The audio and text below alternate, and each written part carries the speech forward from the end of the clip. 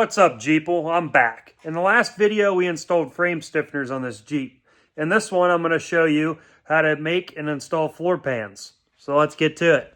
I already have the left side mostly cut out. It just needs some holes drilled for spot welds. So we're going to ignore that, and I'll walk you through on the right side how I do this.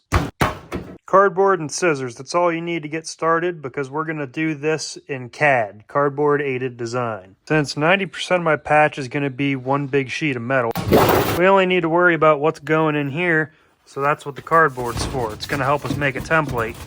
Once you have your general shape cut out, if you have a profiler, use it. If not, just keep cutting little bits at a time.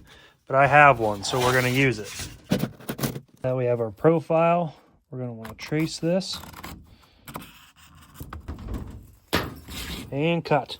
Once you have a piece that almost fits perfectly, if you take it and move it over, trace it out and draw a line straight up. If you cut everything that's not your patch, so this section out, then this flat part will sit against here and this will stick out further and fill this whole area for you. After all that, you should be left with something that looks sort of like this.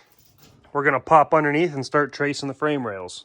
We're going to want to put spot welds through our pan onto these little lips because that's where the spot welds were from the factory. And we can't see through things because we're not Superman. So we need to come under here and trace all these out. Now that that's done, we can flip our pan over and we can see where all our frame rails are.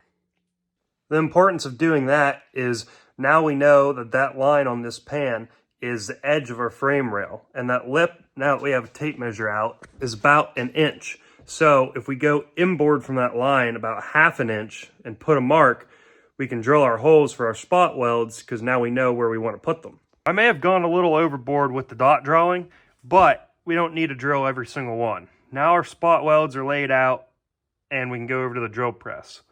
This is definitely too much. I usually like to do them like every 2 inches or so. Don't do that. Too many, you'll waste a lot of time.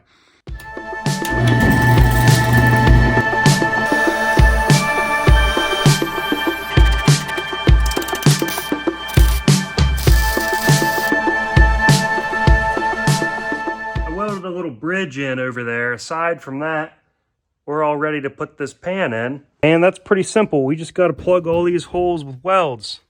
So, if you've been following along, you should have ended up with something that looks kind of like this. Now it's time to get your grinder out and then hit it with some seam sealer. See how to apply a seam sealer? We did it in the last video where we installed these frame stiffeners. Next video is going to be about fixing these rear quarter panels. So we'll catch you next time.